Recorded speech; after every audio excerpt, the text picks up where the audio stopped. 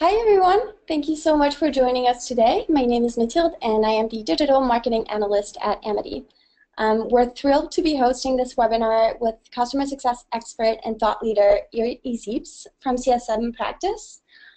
So this week's topic is how to become a more proactive CSM with productivity tools. And this is the second webinar of a 5-part series focusing on scaling customer success. So our first session was about automated playbooks, and if you missed it and you want to see a recording, then just send me an email or answer to one of my emails and I'll send you a link. So a couple of housekeeping notes before we get started. So join us on Twitter. We'll be using the hashtag CSWebinar, and don't hesitate to share any screenshots with us or let us know what you think throughout the session.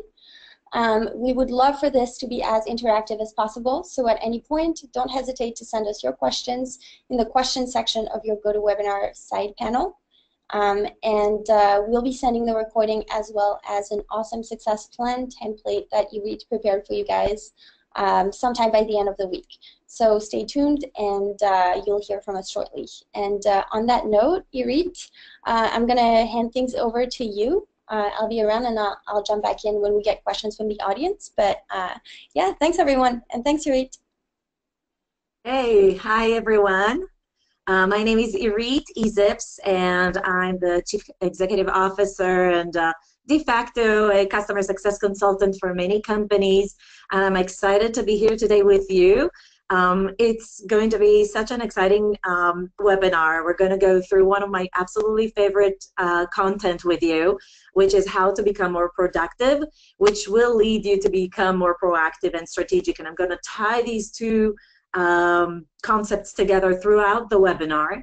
What you will see is I'm going to go through 3 things that most of my customers are working with me to become more proactive and productive. And these topics are essentially the foundation to becoming a more productive team. We're going to go through different topics. I'm going to share with you that in a moment. And a few things on my end. First of all, there's a lot of content, and we're going to encourage you to be very engaged in the webinar so that it's a two-way conversation versus me talking at you with some slides, which are not, it's just never, to me, a very exciting way of doing things.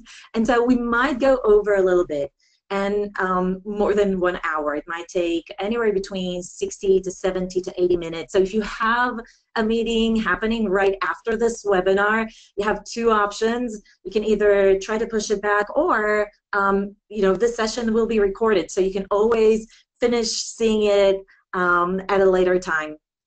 That being said, we do have 2 bonuses that we give away during this webinar. So if you do happen to stick around through the end, you will be able to capitalize on them. And then one more ask, and this is kind of like a surprise, but hopefully you take this on.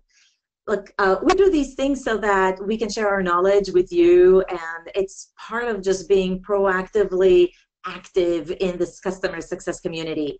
And one of the things that I'd love to ask for you is that if you see anything that's valuable for you, that you learn something new that's exciting, that you think is worthwhile sharing, and you have a Twitter account, take a screenshot, right? Take a screenshot or blurb about it on Twitter, use hashtag CSM Productive or CSM Productivity, CSM Productivity. And Mathilde and I will actually go through the Twitter tweets that were done during the webinar, and the person who will tweet the most will actually receive a $25 Amazon gift card, just as a thank you for myself and Amity for being proactive and sharing the awareness for these kind of webinars that we put up, and the knowledge with your customer success community. Okay, if there's anything that you did take away from this webinar, of course, and you applied it and it works, please contact me. I love hearing success stories as well. So before we start, I'm from Sunnyvale, California. I'd love to hear where you come from and your name, where you come from, what company, what country. So if you see there's a questions, this is a good practice for your questions section on the right, on your right-hand side. There is a section that says questions where you can put in, yes, I did say CSM productive for the hashtag for the Twitter. Now, if you care to put in some comments, just comment your name, where you come from, what company and what country. So we have, just going to increase that. Okay, so we got, cool, Kristen from, Brad Seaman from Clear Company from Collins, Colorado. David here from Slide Bean in Costa Rica, Sarah Lupio from Toronto, Canada, Alex from San Luis Obispo in California. Woo woo! So many unique places. We got somebody from Pennsylvania, Jim from Frontline Education. We got somebody from Axio Systems, San Diego, Boulder City, Adam Wigg from Make Music. So pretty cool. Goes by really fast. So Carolyn from New York. We have somebody from Wisconsin, I think Laurel. So really, really cool. Thanks for sharing that. And Texas, howdy. Yep. All right. Very, very cool. This is a good practice because I want this webinar to be super engaging.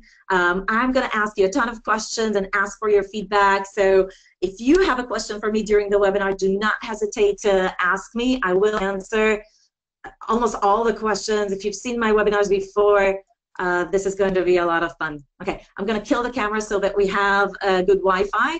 And if there's any issues, Matilda's going to dial my cell phone. All right, let's start.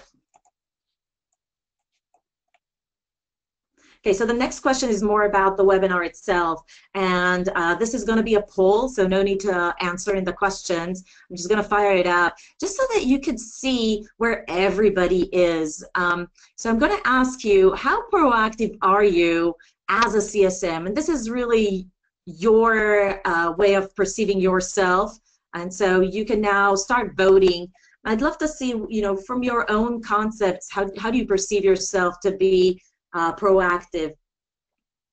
So I can see most of you think you could be somewhat more proactive. Very little of you think it's very proactive. And if you think you're very proactive, that's good. We're still going to have some stuff for you on how to be also more productive, so you can be even more, enjoy me being proactive. 37% of you, let me just show you. I think what I do here is, okay. So now you can see the polls results. Most of you think you're so reactive, it's a bummer. Thankfully, not a whole lot of you. And most of you are somewhere in the middle. You think you should be a lot more proactive than you are right now, or at least there's some way for you to be a little bit more proactive with, just tweaking maybe some of the processes and the tools that you're using. All of this is great. Here's the thing. I'm going to share what my clients are doing right now that works. And so we're going to give you the playbook on how to be more productive, which will result in being more proactive. I'm excited. So you are right now in the right webinar. If you feel like you really never seem to have enough time in the day to be as proactive or as strategic with your clients as you'd like to be, and you're definitely in the right webinar if way too often you find yourself wishing you just had more time in the day to do all those great playbooks that your company has told you you needed to do as a CSM. And you're in the right webinar right now, this moment, if you know there must be some things that some other customer success managers and teams are doing that makes them way more proactive than you, and you just want to learn what those are. So the good news is, look, being proactive is tough. It's not something that's just easy to do, and you know it because you live it day after day. The secret to being proactive with your customers and strategic is nurturing your skills to being productive and getting the right processes and I'm not gonna share like all the secrets of this webinar, but really designing a framework that allows you to be productive.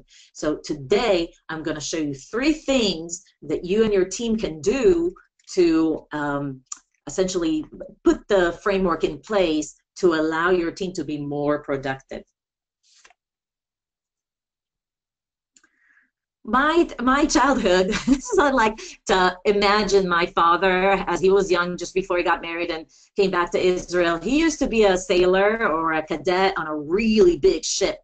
And some of the things that resonate with me is I just love picturing him like that versus like, one of these hard workers on the ship. I think it's more fun. But essentially, he worked on a really big ship.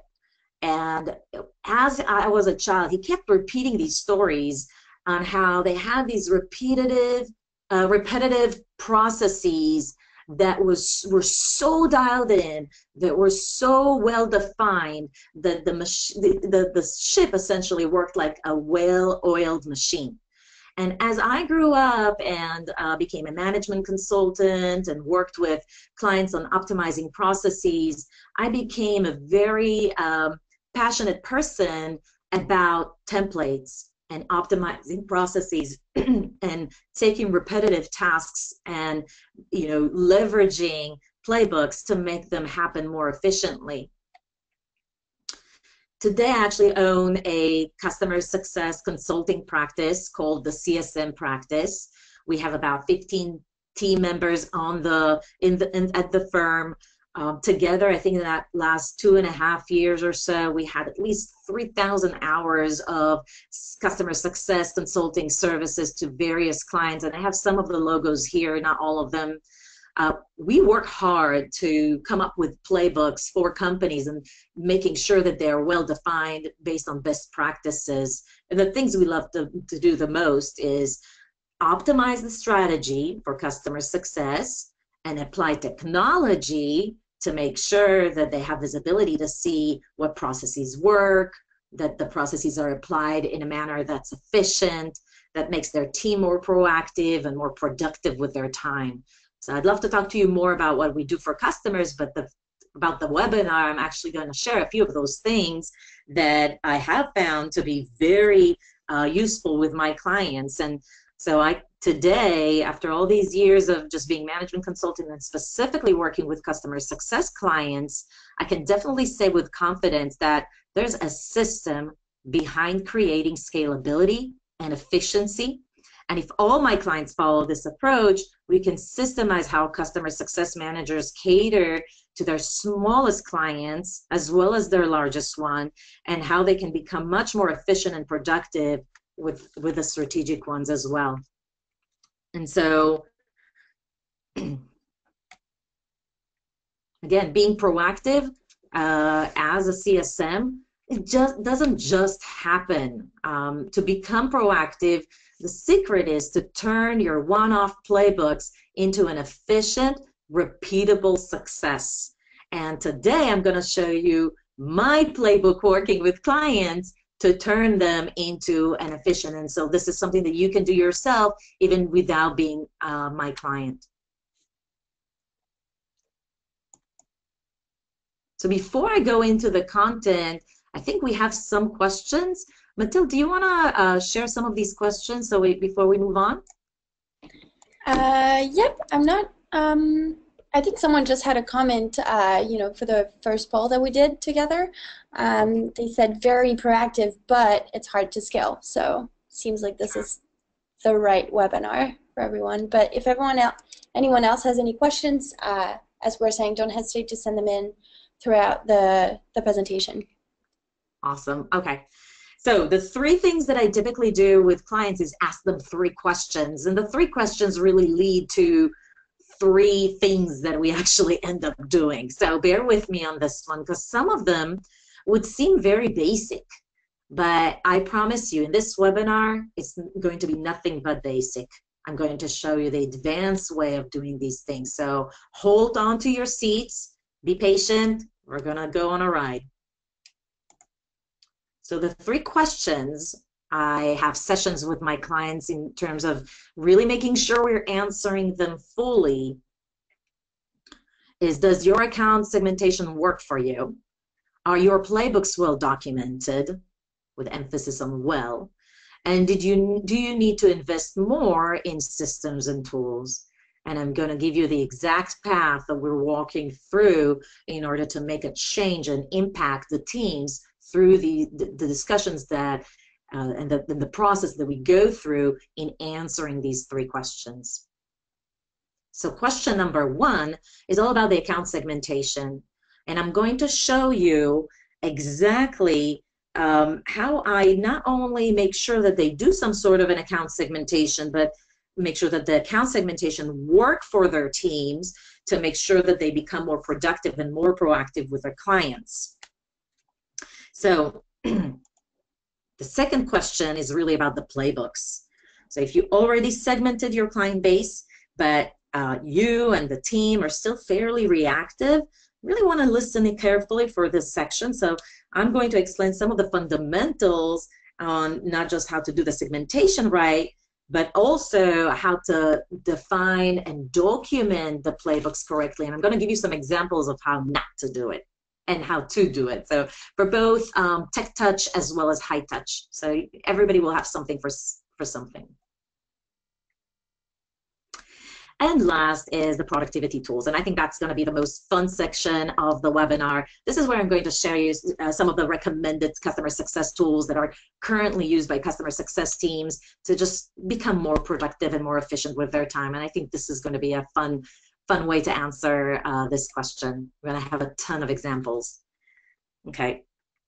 So take a screenshot of this slide, because to really be scalable and productive and proactive, there's a lot of things that you need to do besides productivity tools and productivity, not just systems, but actually tools that you can apply as a management tools.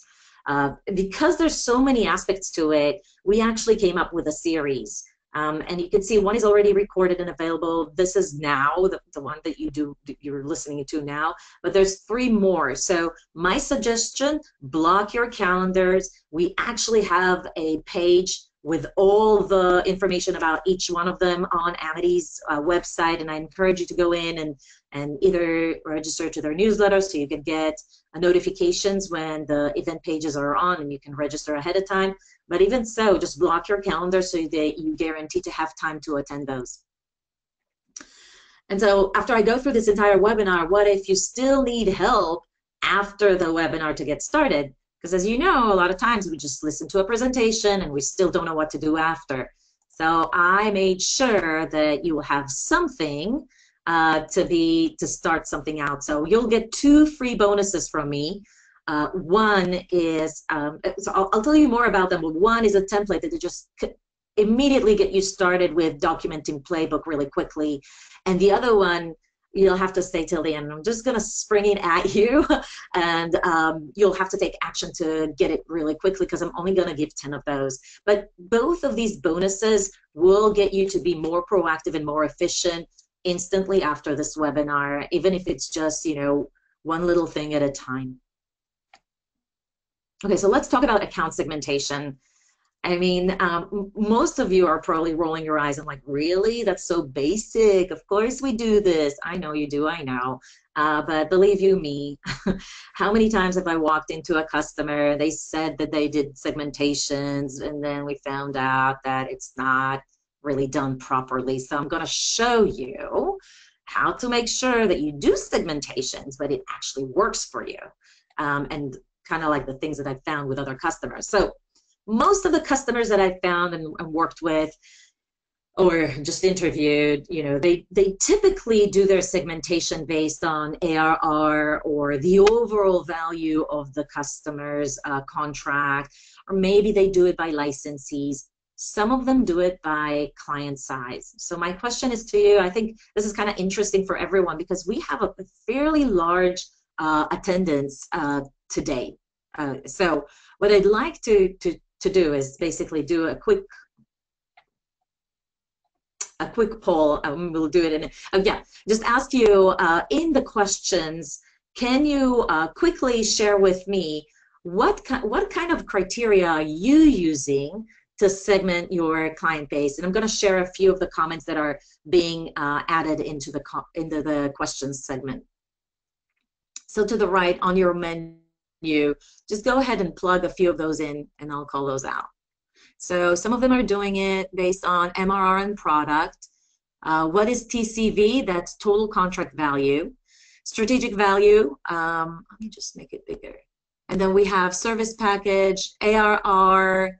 Emily Hayes says, by sales reps who secured the agreement. Really interesting. Brad says, number of licenses product. Justin says, number of licensees. Margot, subscription package and strategic value. Geographic location from Kelly. We have potential monthly spend from Alicedale. I need to make this bigger. We have logo value and ARR from Sarah Mason. Product maturity from Liz Lee. Let's see if I can find anything. NPS from Paul Wilmot. Geographic location and MRR. Okay, so really cool examples. You can see that there's a lot more ways to segment your customer base. And I appreciate the comments. This is really great. Here's what I found that sometimes my clients lack. They find some sort of a segment. And by the way, there's more ways to do this. And this is just, and I'll show you how most of my clients use the segmentation. And I think that's lacking too, but we'll talk about that more. What I'd like you to really think about is, are you segmenting your clients to defend the revenues that you're getting from them? So really think through, am I really truly properly defending the risk by doing the segmentation the way that I do? I had one client, when I walked in the door, we did a quick segmentation exercise, and the way that they segmented their clients was based on size, which totally makes sense, right? Here's what happened though. Some of their biggest clients actually had less employees than some of the bigger companies that they were working with. So for example, Google might have purchased 10 licensees because it was some, small team that was engaged with their solution. However, they might have had a smaller client somewhere in Minnesota that had 50 sales reps, and all of them had a license and they were actively using it. And so you have to really think, despite my initial criteria, is there a process in place to bump customers to a higher level of segment so that I can defend the risk properly? So that's my only takeaway here for you. And we're going to go over this in a little bit more detail in the next webinar, as I showed you on the webinar list. The rule of thumb, if you have less than 50 customers, please don't bother with segmentation, especially if you're a startup. If you have 50 customers, you just do a high-touch model. You don't really need to segment. And of course, there's always exceptions, but that's your rule of thumb, okay? So why do we do segmentations? Why is the risk okay? Why is this so important? When we finally do the segmentation and we defend different risks level, meaning there's more revenue that we need to defend, or there's more opportunity that we need to defend, then we want to invest more time. And so the Goldilocks rule, remember that one? Not too much, not too little, just right. That just means that you want to design the right level of engagement with your clients based on that revenue or opportunity with the client that you're defending. And notice that I'm not using ARR. It's just the risk or the opportunity. That could mean many, many different things. So that is critical for productivity, because if you spend too much time on smaller customers or the same level of time on all of your customers, regardless of the opportunity or the revenue or the assets that you're trying to protect, then you might not be very productive. You might just not be very efficient. Okay. Oh. Okay. So then once you have determined what your segmentations are, you want to have a different level of engagement with each, which really brings me to the point of let's say we have a very basic type of segmentation, enterprise, mid-market, and SMB as an example.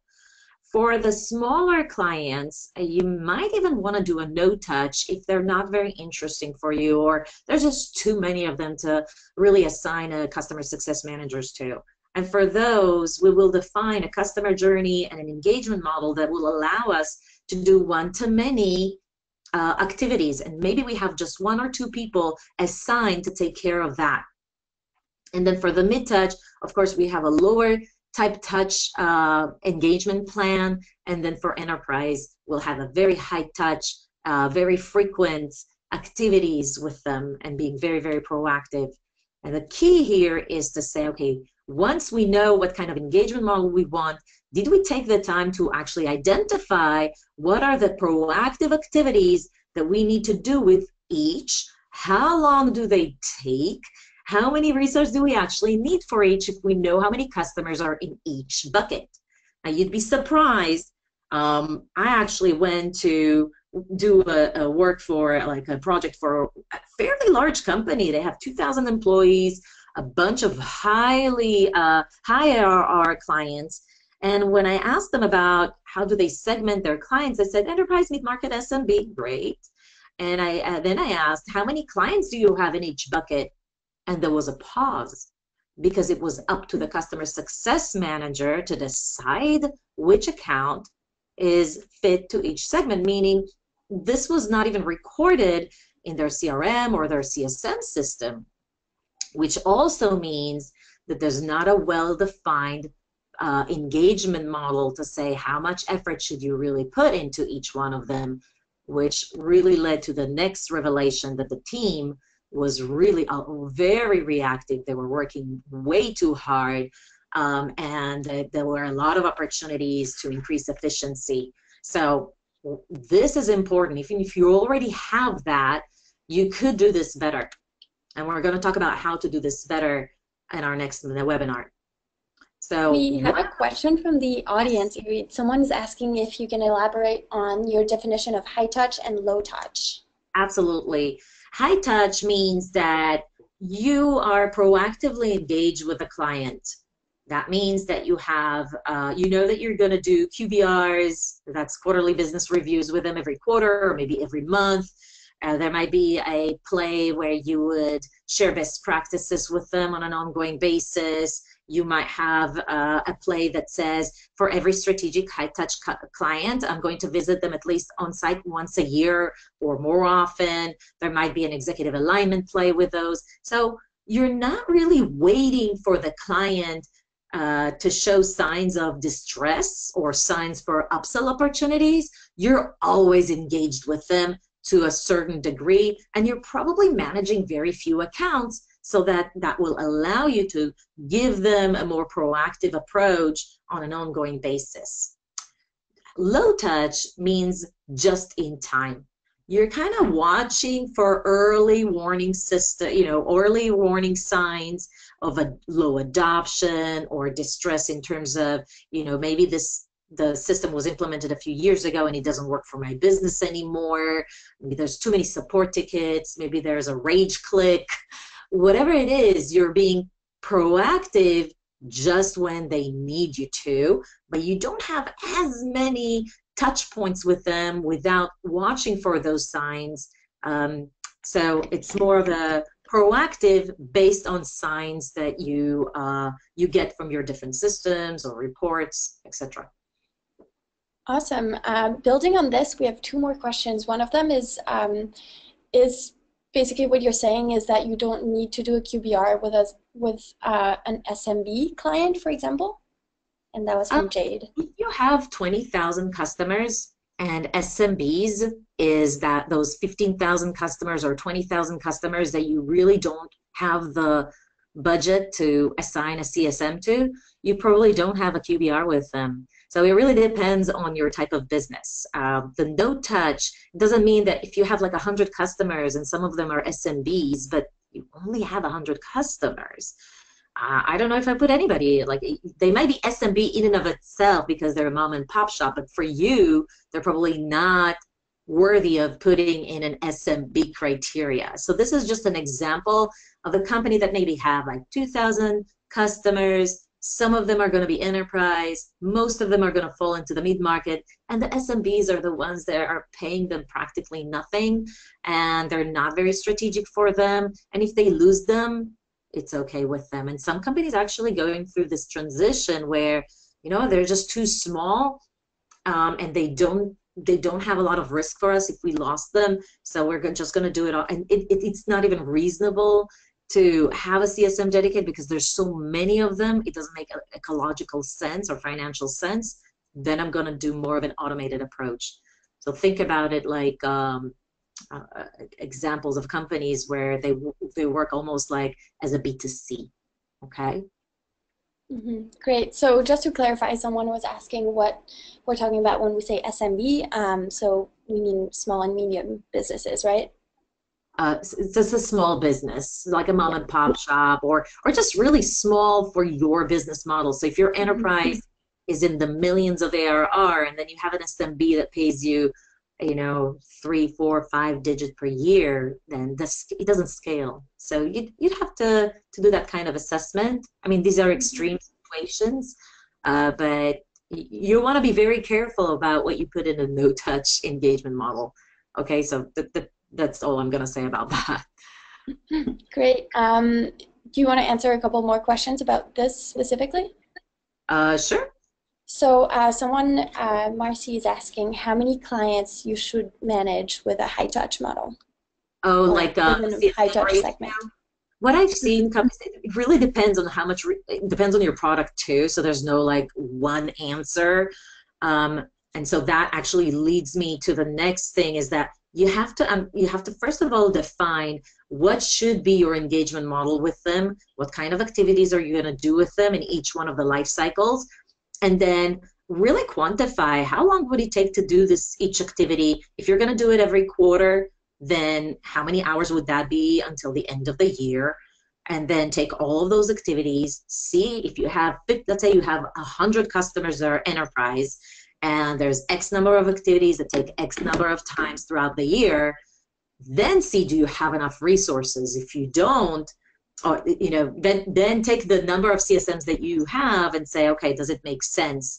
As a rule of thumb, what I've seen is that either you can have just one CSM handle one client if that client is giant, but typically you see 15, 30, 50 for me gets like a 50 gets more like into a hybrid approach of enterprise and mid-market. So they might have a quarterly business review every 6 months. So it's a business review with the client or an enterprise business review every 6 months. So you kind of see somewhat of a proactive approach, but it's done in less cadence. So hopefully that answers your question. For sure. One more question is someone's asking, what about sub-segmentation on an enterprise level? Is that something I would just answer, come to my next webinar, because we can spend, I think, an hour on this engagement model, and all of these are really great questions, by the way. But that's why I set up a separate webinar just for this topic, because it's so important. It's kind of basic, you know, everybody has to have it, but there's so many questions around it and so many ways to slice and dice. And by the way, this is just one way of segmenting your customers. What you should also do is a cohort analysis, which is another way to segment your client and defend the risk and be productive and proactive. So we'll talk about all of that on our next webinar, but great questions. Don't forget to block your calendar. We'll have a deeper conversation about this in our next webinar. Okay, so now I'm going to ask you 2 questions. You may not understand the connection first, or maybe you do, but I'd like to fire off this poll and say, just so I can understand where everybody's coming from, and say, have you done a RACI chart before?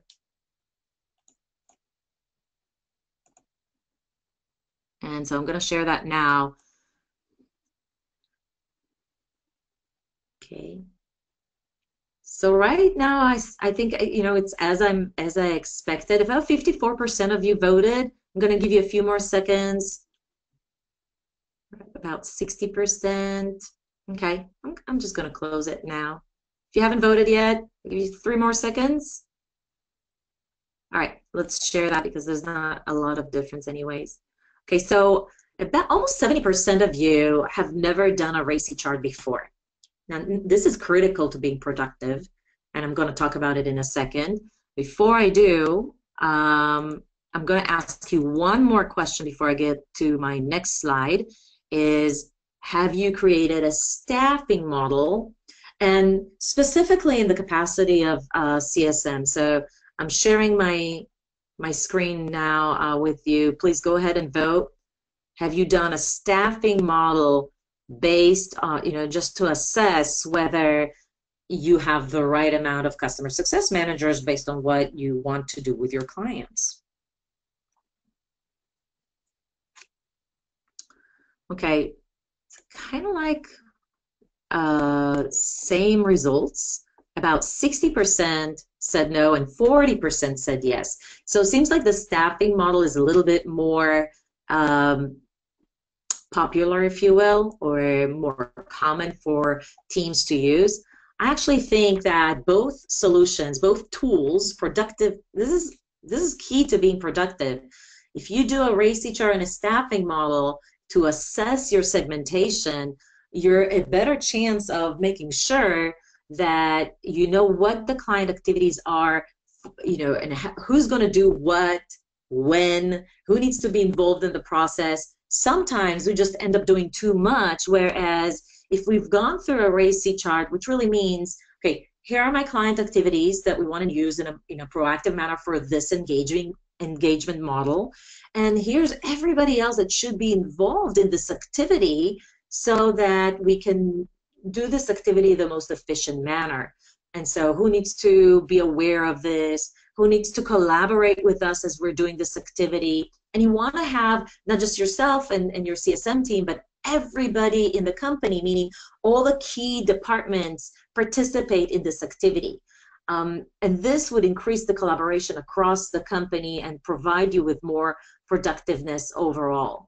Now, the other thing that we sometimes leverage the RACI chart is to add additional columns. So, for example, we can say, does the activity that we're defining, yeah, we know which resources within the company do we need, but which segment does this apply to? How often during the year should we do this? How long does it take to do each activity for each one of the resources?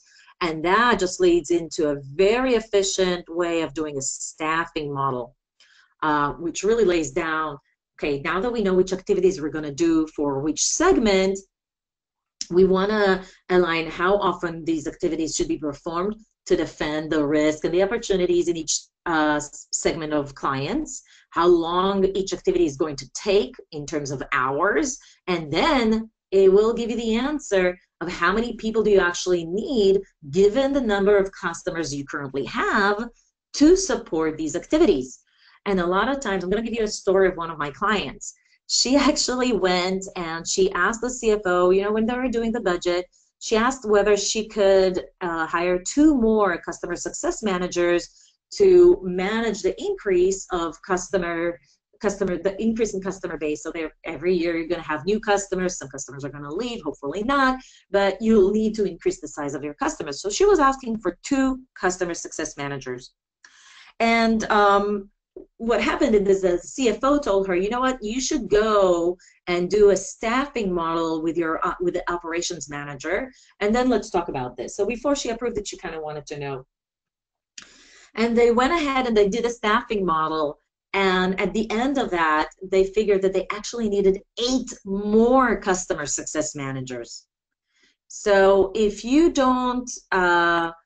feel like you're very reactive and there's not enough time in the day, a staffing model can kind of tell you the story of why that is. And this could be a great way to justify additional resources to upper management to kind of say, all right, this is the exercise that we've done, and this is what we need in terms of capacity to really continue the engagement model the way it is.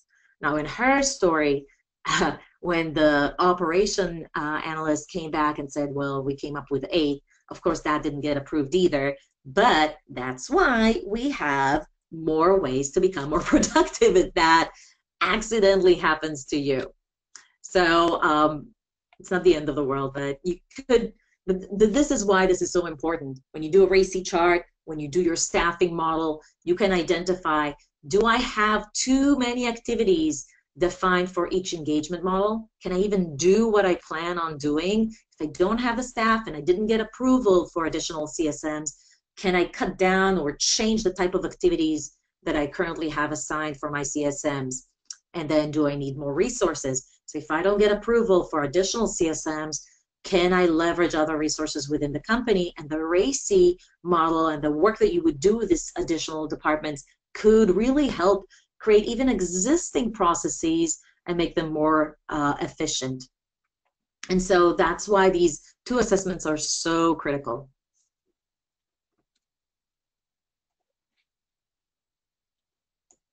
Mathilde, do we have any questions about that? Not about this specifically, no. But if anyone has any questions, that would be a good time. And I know I forgot to share the results of the polls. I'm sharing them now before we continue for the other. Oh, someone does have a question. Ashley is asking if you have an example of a staffing model. I don't on this, but I will on the next webinar.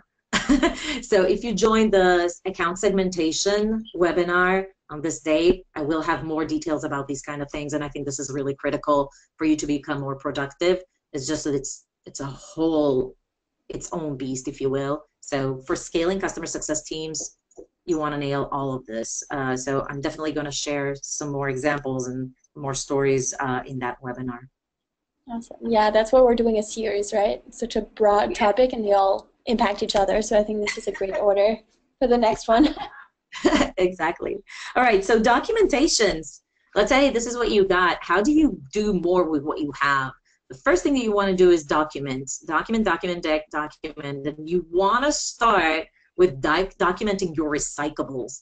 If you have an email, like a welcome email that you always send and always type again and again, this is the one that you want to make sure that you have it stored in some sort of a template so you can just copy paste it next time and maybe just use a few changes to customize it for the next client. And this is critical because there's so many systems out there and tools that you can use for this. I personally use HubSpot and ClearSlide. You can use Atext, more on that tool later on. And obviously you can use your own CSM operations system, which most of the CSM tools, and I know Amity definitely has that as well, will allow you to store email templates and send your customers an email directly from that system. So not only you can leverage that systematically, like the same template, you don't have to write it again and again, but you can also track whether or not they opened it and have that in your system of record, the fact that you did engage with them. And that's me typing away emails to clients, and I'm sure you all kind of look like that every now and then.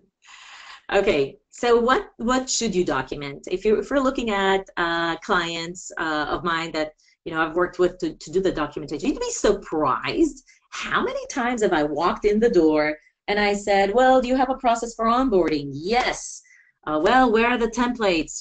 When you send your executive sponsor at the beginning of it, or the slides, or where's your welcome email? And everybody types their own.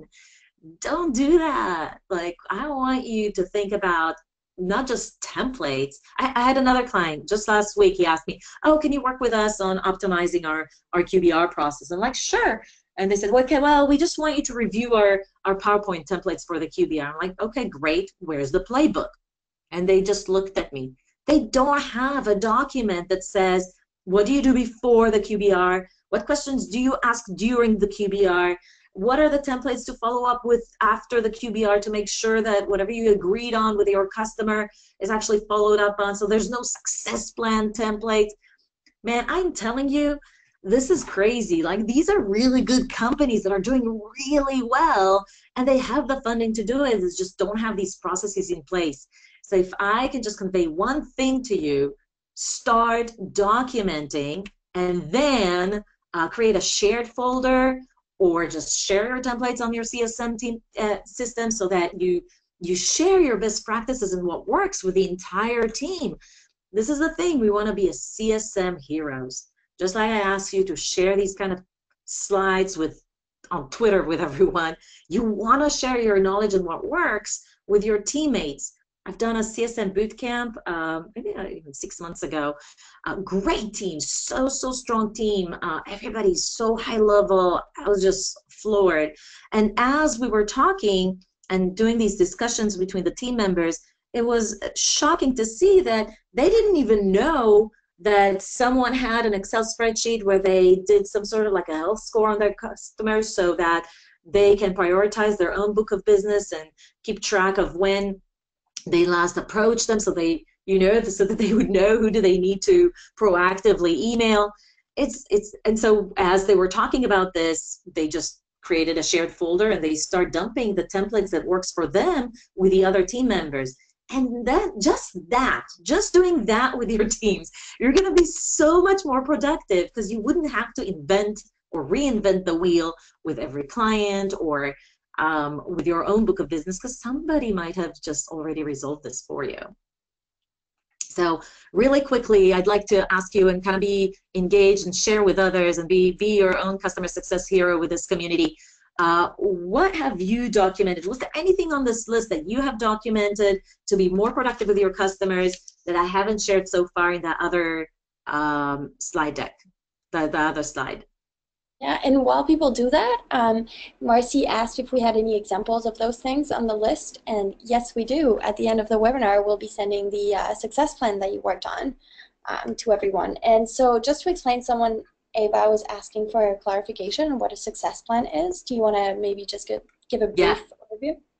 Absolutely. So in a second, I'm actually going to share a success plan with you and kind of walk through that with you, and it's a very important concept. Okay. So do you have any examples? Am I just not seeing it? No, I'm not seeing any. Oh, there we go. Some email templates is a good idea. Some say they're doing all of the ones that they've listed. This is really great. So Kelly Smith, good job on documenting all of that. That's really great, very critical. Let's see, Emily Hayes. This is jumping. So implementing overviews, processes, and annual report that we present to clients. Andrea, onboarding presentations, email kickoff to renewal, okay, QBR basic templates. Laura Gosh, they're doing scripts for tutorials and knowledge base articles. They do role responsibility breakdowns and customer success timeline from kickoff to renewal. So this is really great. David Marin, we've created a sheet with mailing grid and keep our onboarding emails on Intercom. Ava says we have documented how to prep for certain types of meetings and decks that are used yearly. So congratulations on that. That's really great. William McLennan's, I just butchered your name. I'm sorry. They document playbooks and how to use internal software and system by Ava. So this is new. I actually don't really have that done in a lot of my clients. I think that's a great idea. Just document how to use any kind of internal systems and softwares. It just really does create a lot of productivity. William McInnes, standard service offerings, repeatable plays. Sean Bella, onboarding and QBR decks. Lots of QBR decks, knowledge base. Kelly Smith says they're also doing a customer experience plan. Sarah Mason, they are documenting meeting templates and weekly emails. And let's see if I can find anything interesting that hasn't been done yet. So Tom Age Rubes have a standard intake survey we use to collect information for platform setup. And they also have a knowledge-based article, standard onboarding and training decks. William also recommends documenting the ROI with the client, so they actually have a template to demonstrate what the ROI is. And Claudia Music, customer experience map for every department in the company. So that goes back to my RACI chart. That's a first step in actually doing some sort of a experience map for every document, but that's the first step you take, is just defining what the RACI chart is. Okay, so I'm gonna keep it at that, and then jump into the next slide. Where do you store your documentation? And I think there's a lot of learnings here. So what I've seen obviously is a shared folder, either on a network, on Box, or even leveraging the CSM operational system like Amity to store the email templates and other things. If you have used something else, I'd love to hear from you so I can share it with everyone. So Vanessa Ramirez says, we use Google Drive to document processes and templates for sharing. William says they're using SharePoint. Ava Kavusi is sharing Dropbox, sharing everything on a Dropbox shared folder and Salesforce document section. And by the way, I just spoke to another client yesterday. They're actually leveraging the library in Salesforce for that. Jim Gibson, they're using OneDrive. Google Sheets in a shared folder by Margot Clifford.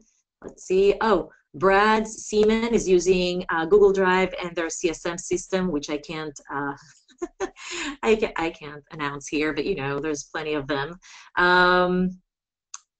Let's see. Okay, Laurel Gosh says they're currently on the market for a CS-specific software. So you can see here, most of you are actually using Google Drive or Dropbox. And Rolf says they're actually using their own product, which is the business process management system. So the takeaway here is if you have a business management system, you can definitely leverage that as well. And Gonzalo Moreno says something very interesting. He says, we put together some workflow diagrams stored on Google Drive. And I gotta say, some of my bigger clients, I'm talking like 70,000 customers and so, public companies, they do the same thing. So when they decide on doing new playbooks, they actually do a workflow diagram and then they detail what the playbook is about. So that's a really good practice, and thanks Gonzalo for sharing that. Andrea is using Confluence and also their CSM tool. So more on that in a minute. I'm going to just jump in, and some of you asked me, do you have examples? Yes, I do. So I'm going to share 2 examples of how you could document playbooks. This is a very interesting one because sometimes your engagement model would be a tech touch, meaning you have thousands of users. And so, you know, strategic high touch would be advised for your larger companies. But if you have tens of thousands of clients and each one of them maybe have 1 or 2 users, more like a B2C almost, you kind of want to define your customer playbooks. This is an example of how you can do that. The point is, you want to document it. So this is just one example of how you could do that. You have to adjust your templates to what your business process and business model is. So feel free to take a screenshot of that. And again, we help develop these kind of things for clients all the time, but we can't be a consultant to everyone, but I love sharing this with you because I think it's really great. Meaning it's a really great way to just tackle documenting playbooks when it's a tech touch or whatnot. Okay, some of you asked me what's a success plan. And a success plan is, for example, your contract with your client on what you're going to do to make them get more value from your systems and solutions. This is an example of how one of my clients just create a summary of all the success plans that they're going to have with their clients. So you could see that in each track, they actually identify a goal that they're going to have with a goal that they want to achieve with a client. So the key here that a success plan has an objective. As you go through QBRs and meetings with clients, you might start defining what are your goals for that client. It could be increasing their productivity or implementing best practices so that you can become their trusted advisor. And then you need to define a project of how are you going to achieve that goal. So that's this area here. Maybe to implement best practices, I'm going to teach them how to use feature X so that they become, improve their own business process. And then what is the plan? Okay, maybe it's about sitting down with them, understanding their strategy, and then how they to tie it back to how they're using the feature to get to that level of best practices. And then do we need to support them in implementation of that feature with professional services, and which resources are going to be involved. This can be done like almost as a RACI, who's responsible, who's accountable, who needs to be informed, etc. And then what is your priority? So you might actually have multiple success plans with a customer. And again, this is just like a summary of your success plan for the customer. And so for each track, you could say, okay, this is a high priority or a medium priority. And you can have up to 4 or 5 things that you're going to define as a success plan for your customers. So each one of these tracks is going to have its own project with multiple tasks and calls to action and maybe different resources. But you want to document it either in a document that you can share back with your team members, your managers, and your clients. And this is where you infuse change management, create enrollment conversations with your clients, and start seeding not only perceived value, but increase the chances of realizing that value. I bet we might have some questions about that. Yeah, someone did have a comment. William said that the customer success plan should also have specific metrics, such as baseline improvement target date, to measure progress and demonstrate customer value, which is very true. I agree. So as you go through executing the success plan, and also, you know, when you do these kind of goals, another column here is to add what are the KPIs, what are the quantitative metrics that you're going to achieve, and agree with the clients on that. Perfect. Okay. So systems and tools, this is our last section. If you kind of look like this all day long, typing emails and answering phone calls and just being super reactive, you know that there's something else that you can do to become more proactive. So I actually attended a presentation by Katie Rogers in September, and she did an absolutely phenomenal job. That presentation is actually available in this link if you wanted to attend it. But this is one of my takeaways. She shared a few tools that she highly recommended using that made her team more productive. So I'm going to go through a couple of them. One is Calendly. I'm personally using HubSpot as a calendar tool, but it all drives to the same, there's a bunch of them, but it all drives to the same point where it helped her team to avoid the dreadful double booking.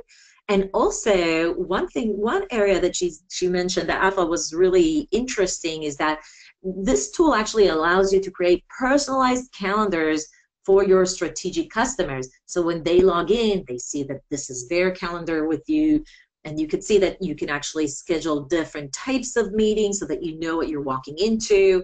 I highly recommend using it. None of these tools, by the way, is very expensive or anything, but it will make your life a lot easier. Another tool that she recommends, and I have used this, I don't know, in the last 3 or 4 years, so I vouch for this one, is Boomerang. And Boomerang has a Google extension for both mail and calendar. And so you can resend a message if nobody replies. You can send it later. You can also, what this doesn't show is that you can, so this just helps you make sure that you ping your customer again if you absolutely want to make sure that they answer you. But it also allows you to book meetings directly from your email and showcase your availability in a very visual way. It just makes life easier, and you will increase your productivity by using this solution. A-text. All right, you remember how we talked about retyping the same things again and again?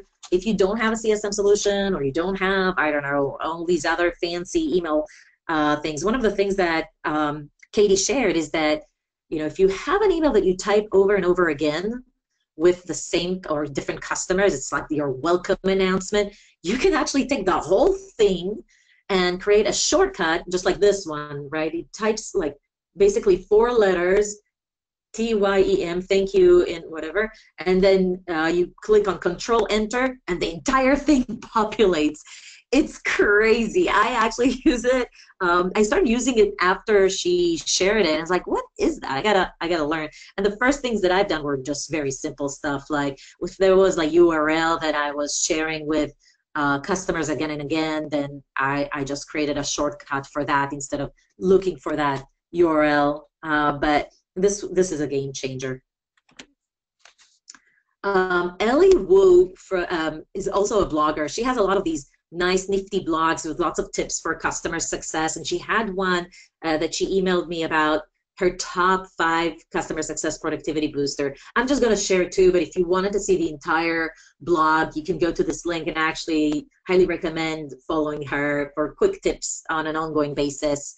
Basically, every time she goes to even a presentation or a meetup or a conference, she's so good about just concisely showcase what she's learned. So this is really great. And she recommends 2 solutions, Active Inbox and Smart Sheets.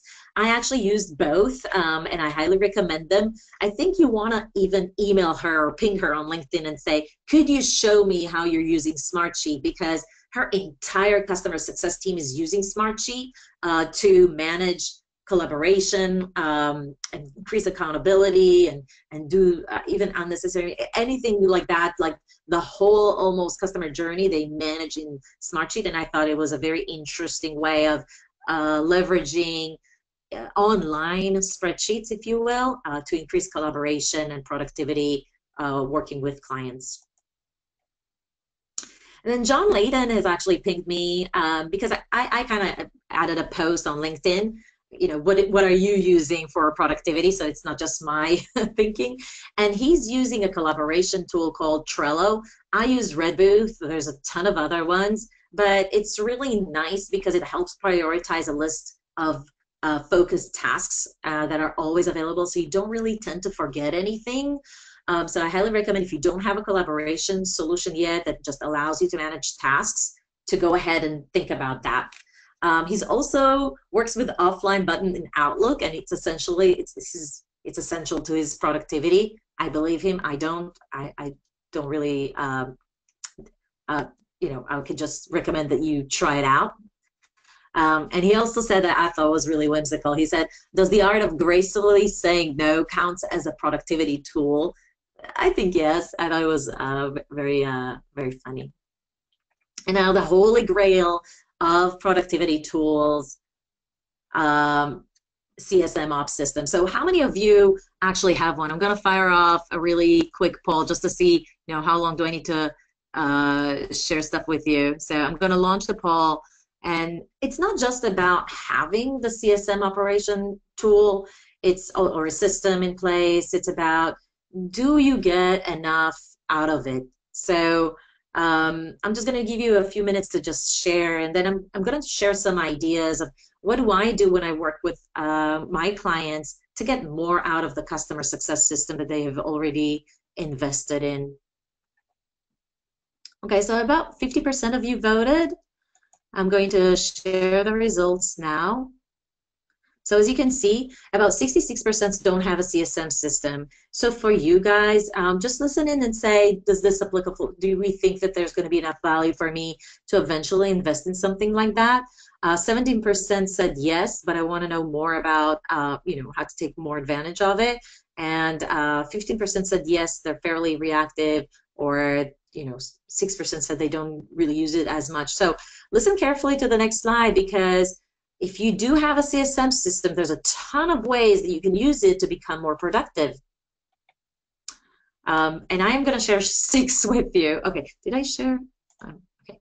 So I'm going to share 6 ways that you can use your CSM system to become more productive. So as you look at this, ask yourself, am I using my system enough in all these different ways to become more productive? And if there's anything missing here, you might want to give it a try, or even give me a call. I'd be more than happy to look into it, which really reminds me that bonus number 2, if you have a CSM operational system, you're not using it enough, or maybe you're using your CSS system like a Salesforce, go ahead and text help me scale to number 44222.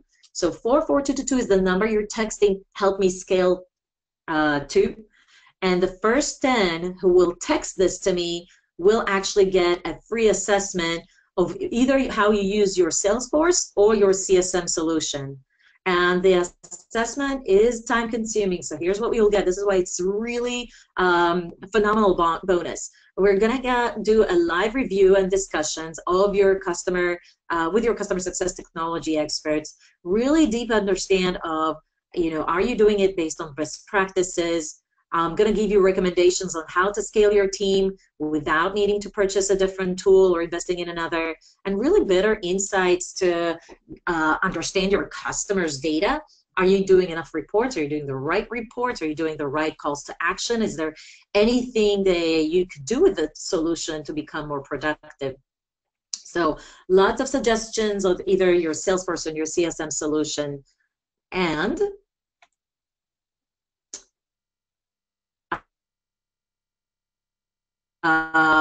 as a result of this assessment, and I do this all the time, usually I get paid thousands of dollars to do this assessment, you will get an effective strategy and clear prioritization for enhancing productivity using your existing solutions. You'll get more value from your current CSM solution if you were to implement those recommendations. You'll get a more consistent delivery of your playbooks across your team members. You'll see an increase in collaboration.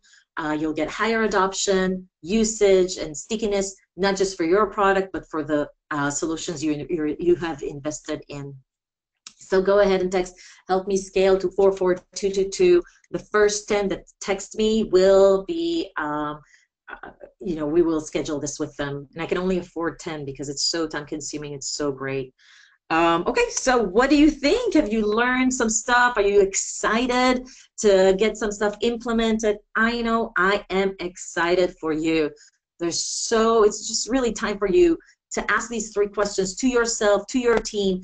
Take the first step to becoming more productive, more efficient, more proactive, and really properly evaluate your customer segmentation, do your staffing model, document your playbook and share them with others, and use all those new productivity tools that we might have shared on this in this particular segment to take your initial steps to ensure you and your team are proactive and strategic with your customers. It's your time. And nothing I shared with you today is theory. Every single one of these strategies and tools are currently used by other customer success teams, and they have been recommended by them, and we've seen them work to really maximize their scalability and their efficiency with the entire customer base. We have these kind of results with clients all the time. We significantly make customer success teams more proactive. So use the playbooks that we shared with you to get a solid foundation for your customer success approach.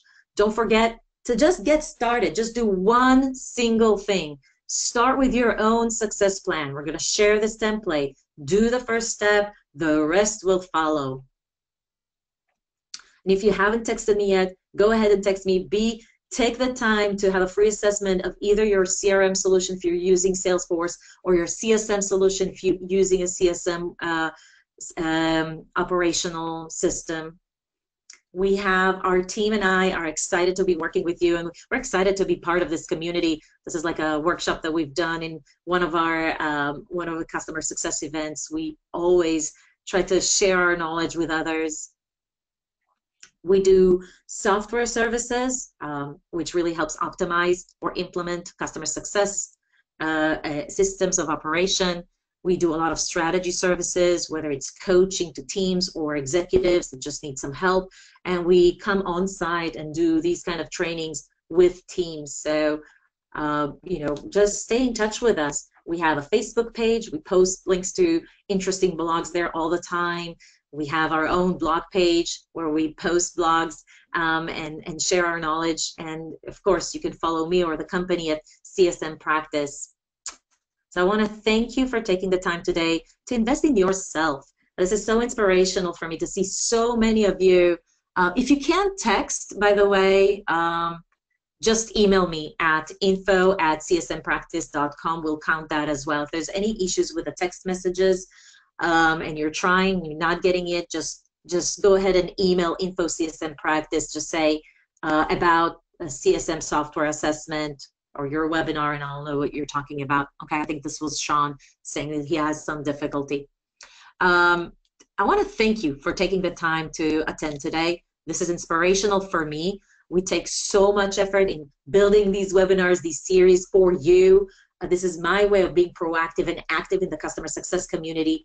Please share what you've learned with others. Please come to our additional webinars. I'd love to hear from you. If anything worked, please stay in touch.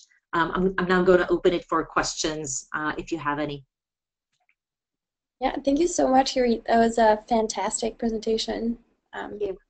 I'm very inspired myself, and we do have some questions already, so maybe we can start there while some people send us additional ones. But someone was asking if you suggest any tool to help show when users are going into yellow or red. That's Margot, and she says she's using Intercom right now. Yeah, Intercom is a really great start. Like if you're a startup, it's probably very cost effective. I have some customers that are using Mixpanel. Pendo, I believe, is another one. And of course, all the CSM, all the customer success operations solutions will also provide you with a way to track health score. So from, can I mention other, you know what, I'm not going to do it. This Amity can help you. Amity can help you. And there's other tools like Amity that you can research online. I'm not going to mention them here because we really love to have you consider Amity as your tool of choice to track customers as red, yellow, green. Thanks, Irit. We do have another question, so maybe take another minute to answer it. But going back on that segmentation topic, so just reminding everyone, our next webinar is about segmentation and engagement models. So we'll have more time then to answer a lot of in-depth questions. But someone is asking though, in a B2B company, even if a company is an SMB company, wouldn't there be a potential for upsells afterwards? And because of that, wouldn't onboarding have to be more of a high-touch model?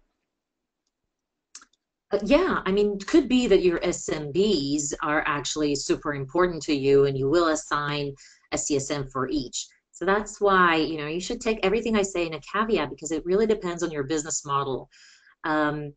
Tech touch is great when you have tens of thousands of customers. And by the way, a good or an effective tech touch could inspire upsells and cross sells, even if you have a more of a tech touch approach. So for example, I had one customer that had tens of thousands of customers, but they had a way of sending an email out whenever a customer, for example, started using a new feature.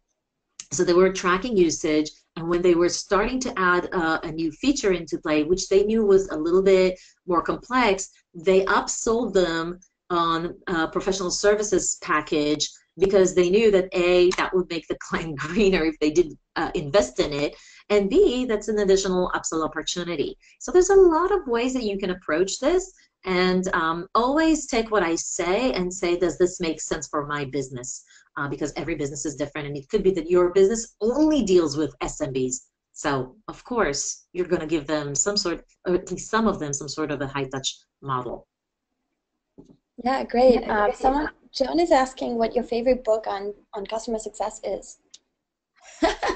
You know, most of the books are written by software companies, so but I would say that there's probably 3 or 4 that you should read. And if you go to Amazon and type in customer success, they will pop up. Great.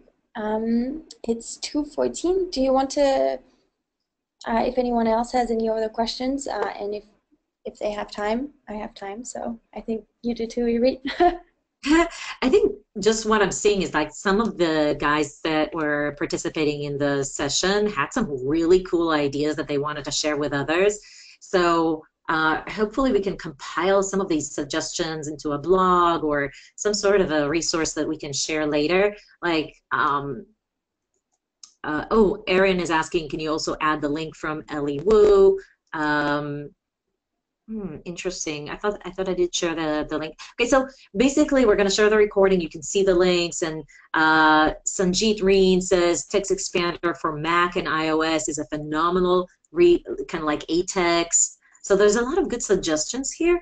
I'd love to share those with you as well. So we're going to brainstorm, Matilda, after the webinar and see if there's anything that we can do to take all these comments and share them in a more productive manner. For sure, yeah, absolutely. And I think a lot of people were asking about both the next session and the last session in the recording. So we will be sending a follow-up email before the weekend, and that will be coming from me. So if you want to get those links and you can't find them, then just answer to my email directly to me, and I'll be happy to send you all the links that you need. Yeah, and also keep in touch with me. I'm on LinkedIn. You can connect with me, email me questions if you have, and we haven't had a chance to address those in this webinar. I'd love to keep in touch. Yeah, definitely. So we definitely haven't really been able to answer all of the questions, but everyone, thank you so much for being so engaged and for all the questions in the comments that you sent us. This is really, it's always the most fun when it's like that. So yeah, I think, Irit, do you want to wrap things up now then? Yeah, I think maybe the next step is, if any of this was interesting, just keep in touch. I'd love to see you again in our webinar. Please tweet about this if you enjoyed this presentation, and of course, sign up for our next webinars as well. Awesome, yeah. And just very quickly before we go, if anyone is interested in hearing about Amity, so Amity is a customer success management software, and we help CSMs grow, acquire, and retain their customers through engagement monitoring and health scores and things like that. So if you want to head over to the Get Amity website, you can click on Request a Demo, and we would love to set something up with you and give you a tour. So yeah. Okay, thanks guys. Have a good one. And don't forget to recommend us to others if you like this. Yeah, definitely, and invite all of your friends to the coming sessions if you think they're valuable. Yeah. Irit, thank you so much for all of this, and everyone, thank you so much for joining us today and for all of your kind words. Seeing a lot of thank you. You guys are welcome. Thank you so much for coming. Thank you guys. Awesome. Have a great day, guys. Bye.